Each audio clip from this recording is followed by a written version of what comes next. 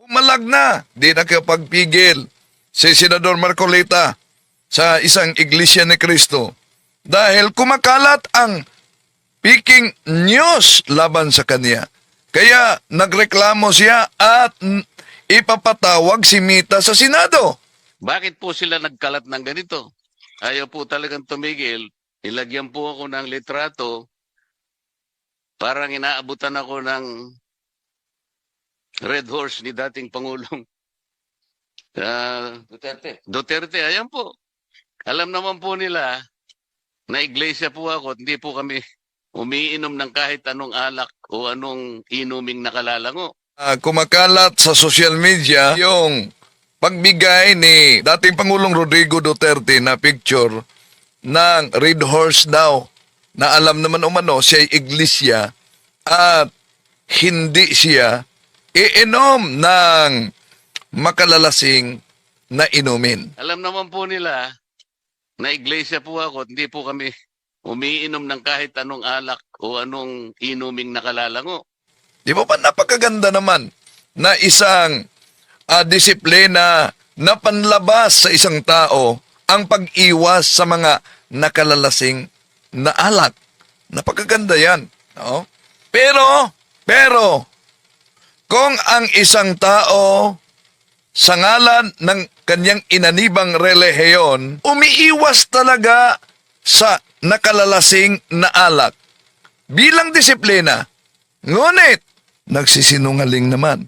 Naalala ninyo yung isyo kung saan sinampahan siya ng kaso dahil sa pagsisinungaling ng kanyang susi. Po kayo, perjury yung sa ombudsman. So yun yung magiging grounds namin na kaya kami nag-file sa ombudsman. Yun naman pong sa COMELEC, it has to do with violation of at least two provisions of the Omnibus Election Code na may kinalaman po sa maling paglalagay ng detalye sa kanyang sose. Kasi there's no denying the fact na yung zero campaign contributions ay mali, patay mismo sa kanyang testimonya, patay mismo sa kanyang pahayag po sa media. Pero ang tanong dito, dahil makasira talaga sa sarili ang pagpakalat ng fake news, alam kaya ni Senador Marcolita na ang INC inaniban niya ang mga ministro nito sa kanilang pagpangaral nagpakalat ng fake news laban sa simbahan Katoliko? Si Marcolita na against sa fake news, may magawa kaya siyang aksyon o magbulag-bulaga na lang dahil kaanib sa INC? Tatalakayan natin ito mga kapatid.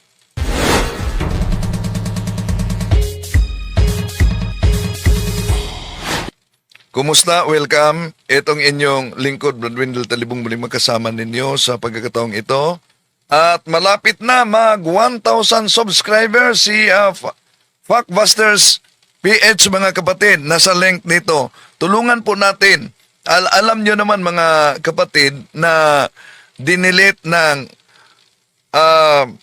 hacker ang video ni Kaburnok, no? Ang kanyang channel. So may bago, malapit na mag 1,000, so tulungan po natin i-subscribe ninyo. At yung pangalawang channel natin, Pananampalataya at Katwiran, i-subscribe ninyo mga kapatid. Okay, sa mga suking taga-subaybay, huwag kalimutan na pindutin ang like sa ating live at huwag din kalimutang mag-subscribe kung bago ka lang at pindutin ang bell button para updated kayo mag-comment at i-share ninyo. At makatulong kayo sa ating pagtalakay at sa mga katisismo, evangelization, pagsagot sa pamamagitan ng pag-share mismo sa ating video sa mga kapwa Katoliko at kahit na sa mga hindi Katoliko, no? Okay. So tatalakayin natin ang hearing sa Senado kung saan umalma si Senador Rodante Marcolita sa kumakalat na fake news laban sa kanya. Okay. Ito muna na bahagi. Mahaba ang video, pero sa susunod na lamang natin tatalakayin yung iba pang detalye. Etong Noche Buena, tinitrace nila, fact check nila, natunto nila sino napakalat yan, binura na umano. And then, ito pa, binigyan siya ng picture na binigyang red horse ni dating Pangulong Rodrigo Duterte.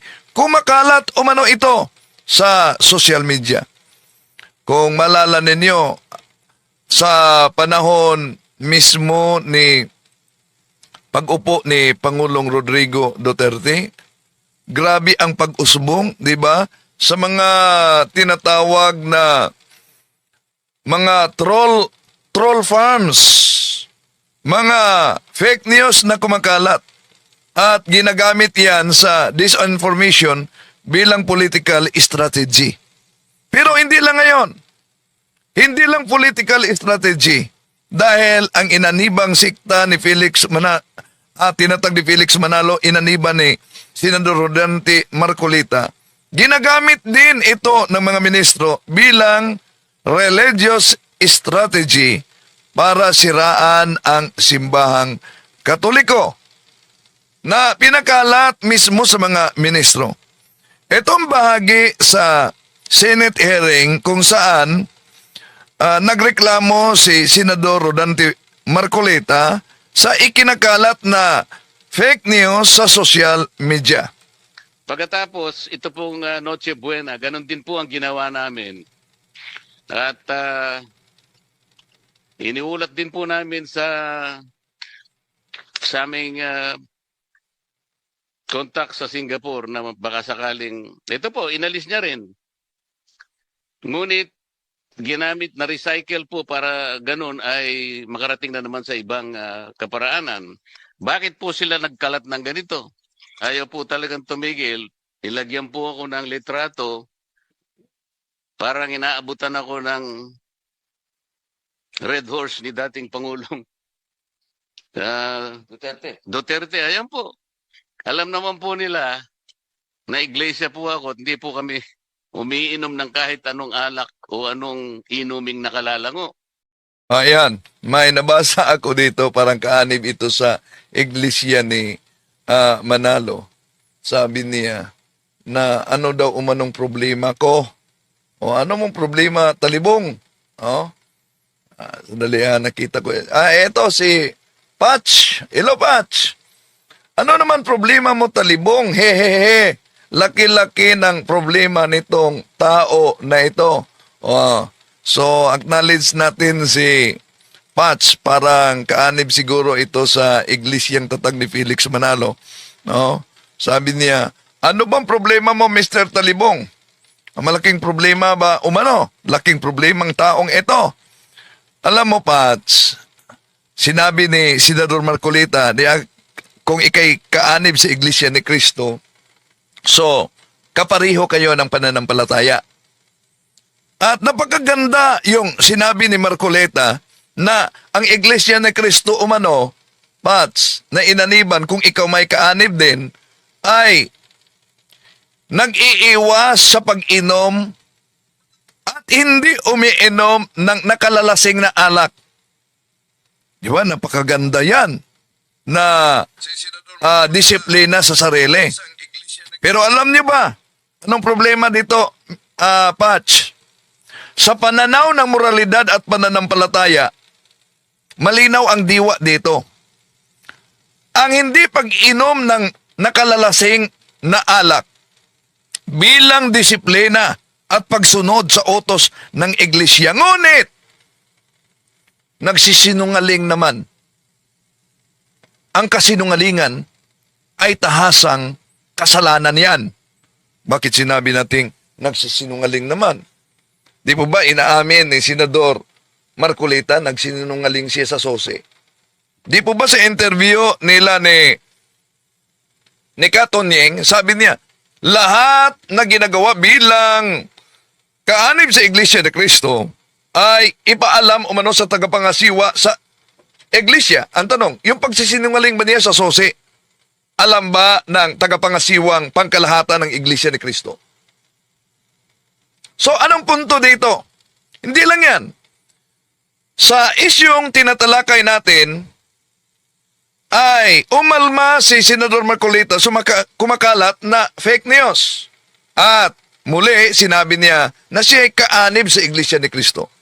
Ang punto dito, alam kaya ni Senador Rodante Marcolita na yung inaniban niyang sikta ay nagpakalat din ng fake news ang mga ministro. Totoo ba yan na nagpakalat ng fake news?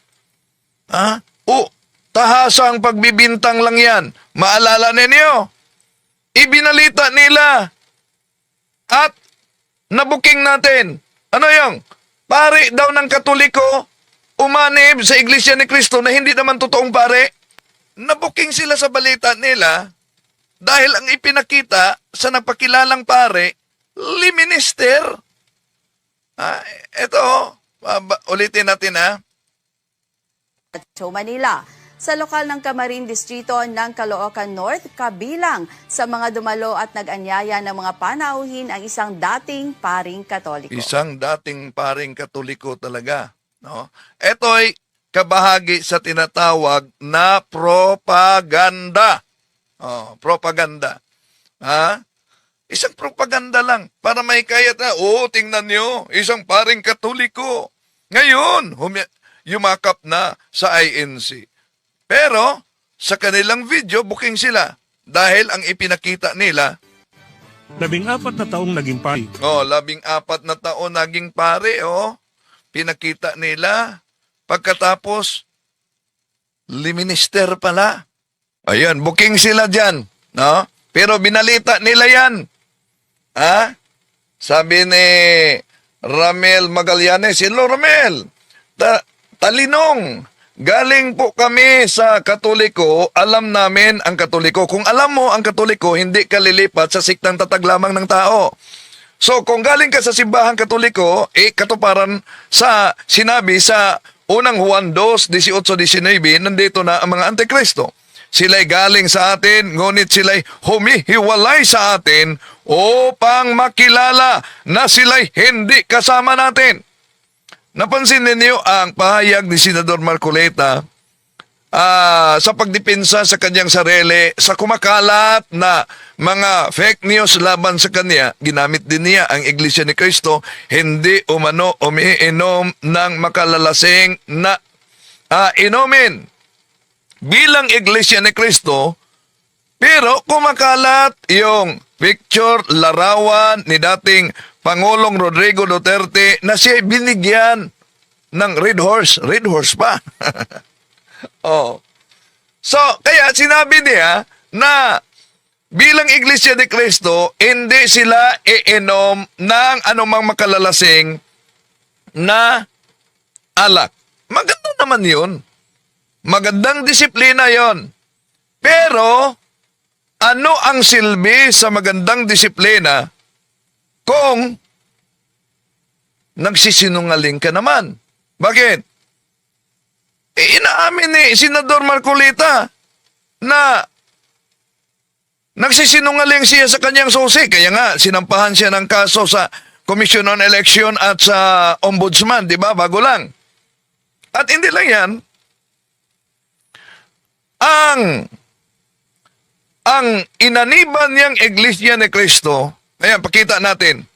Ano yung ikinakalat na mga kasinungalingan pati na sa aklat na ito, na ang aklat na ito hanggang pahina 18 lamang, pero sa pagbasa sa ministro na si Dan Lebag, umaabot sa pahina 63. Ngayon, sa nagkomento na alam umano niya ang Katoliko, alam mo ba? Alam mo ba na ang aklat na ito'y hanggang 18 lang kung ikay Katoliko? Tanong, bakit umaabot ng pahina? Mamaya, tatalakayin natin yan, mga kapatid. So, anong punto dito para sa mga nag-react? Sa pananaw ng moralidad at pananampalataya, napakalinaw talaga na yung pag-inom ng nakalalasing na alak, yun ay panlabas na disiplina. Lalo na kung isang disiplina na ipinatupad sa siktang inaniban mo.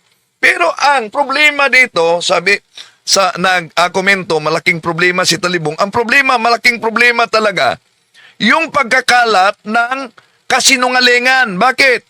Ang kasinungalingan sa Biblia ay tahasang kasalanan yan. Tandaan natin, kahit pa sinasabi ninyong, hindi naman kami naglalasing. Ha? Hindi kami umiinom ng nakalalasing na alak. Hindi sapat ang panlabas na kabanalan. Maraming relihiyon na nagbabawal ng paglalasing dahil makasira daw sa isip. Ngunit, kung ang isang tao na hindi uminom ng nakalalasing na alak, pero nagpapalaganap naman ng kasinungalingan na naninera o nanliling lang, abay, malaking problema yan. Ang tanong, ano ang saysay sa pag-iwas sa nakalalasing na alak kung ang katotohanan naman ang winawasak? Di ba? Anong sabi sa Juan 4:24, Juan 8:44, Juan 14:6? Sa Juan 14:6, sa Juan 4:24, ang Diyos ay espiritu ng katotohanan. Ang ama ng kasinungalingan, Juan 8:44, walang iba kundi ang diablo. So, mas mabigat ang kasinungalingan kaysa nakalalasing na alak sa Biblia. Bakit? Mas mabigat. Ang paglalasing, mga kapatid, kasalanan. Tama. Kasalanan ang paglalasing. Pero ang kasinungalingan ay direktang iniugnay ito sa kasamaan dahil sa Juan Kapitulo 8:44, ang diablo ay sinungaling at ama ng kasinungalingan. Ibig sabihin, ang sadyang pagpakalat ng kasinungalingan ay mas malalim. Mas malalim ang pinsala. Sa ano? Sinisira ang tiwala. Nilalason ang isip ng marami. At nililigaw ang konsensya. Yon ang epekto, mga kapatid. Kaya, kahit masabihin, di naman kami umiinom ng nakalalasing, napakaganda yan. Pero hindi ba matawag yan na moral na pagkukunwari? Hypocrisy? Kung ang isang tao ay ipinagmalaki ang sarili bilang malinis dahil hindi umiinom ng mga nakalalasing, pero tahasa namang inaamin sa TV na nagsisinungaling kahit sa susi. At mismo ang inaniban pang relihiyon na Iglesia ni Cristo, ipakita ko sa inyo, mga kapatid, mamaya, no? Ang ikinakalat na fake news laban sa simbahang Katoliko. Ha? Tandaan natin, ang gumagawa ng piking balita o maling paratang, mga kapatid, iyan po ay tinatawag na moral hypocrisy. Sino ang matatamaan sa San Mateo Kapitulo 23, versikulo 25? Sasabi ng ating Panginoon Jesucristo na nilinis ninyo ang labas. Ha? Nilinis ninyo ang labas ng tasa. Ngunit sa loob ay puno ng kasakiman at kasamaan. Oh, sino ang matatamaan yan? Tandaan natin ito. Ang sukatan ng kabanalan, katotohanan at pag-ibig. Sa huli, hindi sukatan ng Diyos ang kabanalan sa ano ang hindi ginawa. Hindi umiinom ng nakalalasing na alak, kundi sa katotohanan, katarungan at pag-ibig sa kapwa. Tingnan yung sa Efeso Kapitulo 4, versikulo 25, kaya itakwil ninyo ang kasinungalingan at magsalita ng katotohanan ang bawat isa. So, sa makita natin na sa inaniban mismo ni Marcolita na sikta, INC, ginagamit ang disinformation bilang religious strategy. Kung sa politika, ang disinformation ay ginagamit bilang political strategy, merong gumagamit din ng religious strategy at iyon ang disinformation. Bakit? Disinformation. Tingnan natin mga kapatid, ha? Bakit disinformation? So, sinabi ni INC Minister Michael Sandoval sa kaniyang programa na ang Santo Papa daw ay Iglesia ni Cristo ito. Ang Santo Papa daw ay sumusuporta sa same-sex marriage. Huwag namang magagalit po sa amin ang mga kababayan nating Katoliko. Nakatawag ng pansin yung pagpayag na rin po ng Papa ng Iglesia Katolika doon sa tinatawag na same-sex marriage. Brad Eli, ba't hindi mo na inaatake? Ba't hindi na po ninyo inaatake yung Papa ng Iglesia Katolika mula nang mabalitaan ninyo na ang Papa ng Iglesia Katolika ay pumayag na sa tinatawag na same-sex marriage? Ano dahilan? Magtatanong lang po ako. Assignment po ninyo yan. Sagutin po ninyo, Brad Eli. Kaya sa lahat po ng mga sumusubaybay sa amin, sana magsuri kayo sa Iglesia ni Cristo. Ano po? Magsuri kayo. Grabe, di ba? Para lang makahikayat sa sinumang taong gustong magsuri sa Iglesia ni Cristong Tatag ni Felix Manalo. Abay, ikinakalat nitong si Mr. Michael Sandoval na ang Santo Papa ay sumusuporta umano sa same-sex marriage. Wala naman siyang hinawakang ebidensya. Kung walang ebidensya, chismis, di ba? At kumakalat yan ang chismis, mga kapatid.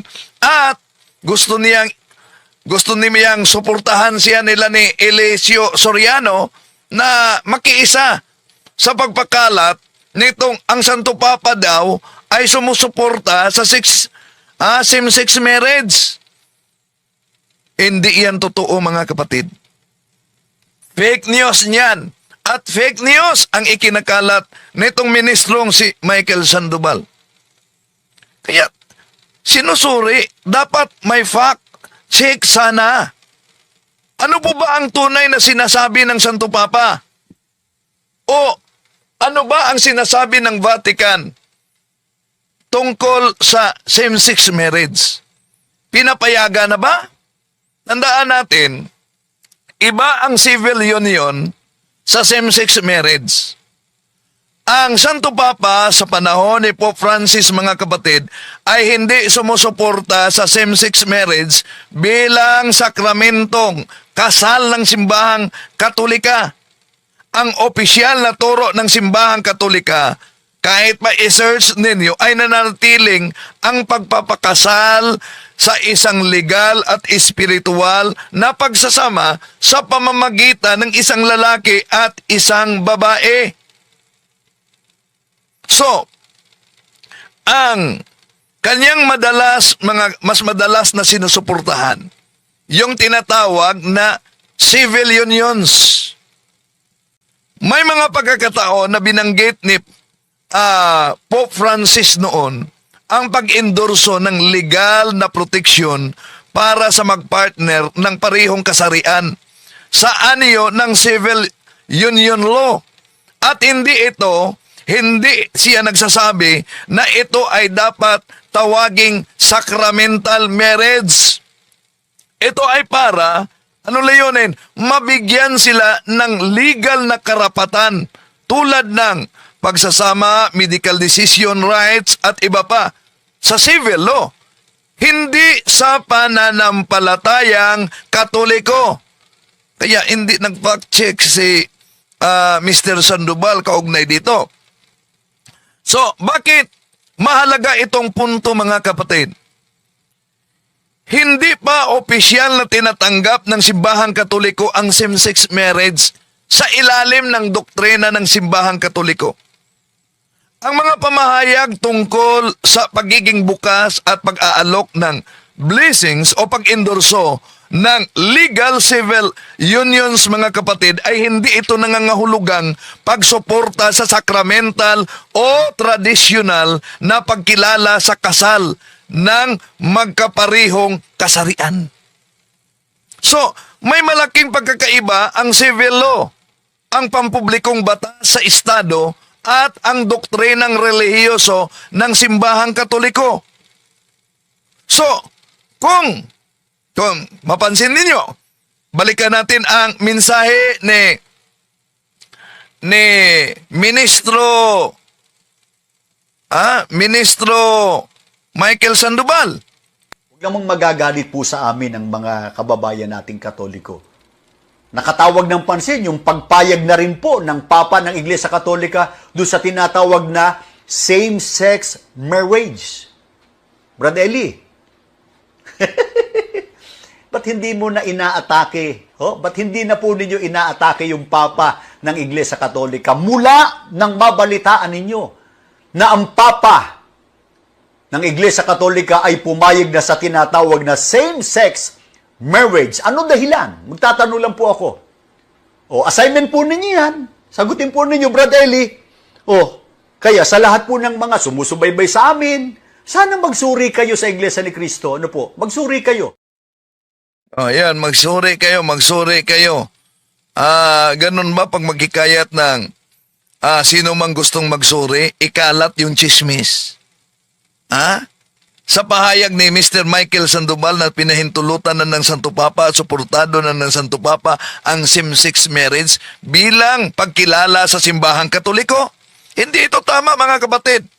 Ayon sa opisyal na posisyon ng simbahang Katolika at maging sa Vatican mismo, ang mas tumpak na paglalarawan nito ay ang pagbukas ng simbahan sa mga blessing at civil protections para sa same-sex couples. Ngunit, hindi nito binabago ang doktrina ng kasal bilang isang union ng lalaki at babae sa sakramento ng simbahan. Kaya nga, alam kaya ito ni Senador Marcolita nang inaniban niya na sikta ay nagpakalat sa ganitong uri na fake news? At hindi lang yan. Kung balikan natin, ibinalita nila sa kanilang national TV. Ibinalita nila, pare, sa simbahang Katoliko daw, lalo na sa Caloocan North, na convert sa Iglesia ni Cristo. Ipinakita pa sa INC TV o kumakalat sa social media. Kaya nag-fact check tayo. Totoo nga ba siyang pare ng simbahang Katoliko? Nadiskubre natin, hindi. Ordained minister ng simbahang Katoliko.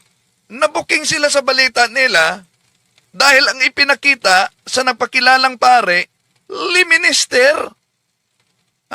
Ito, ulitin natin Metro Manila.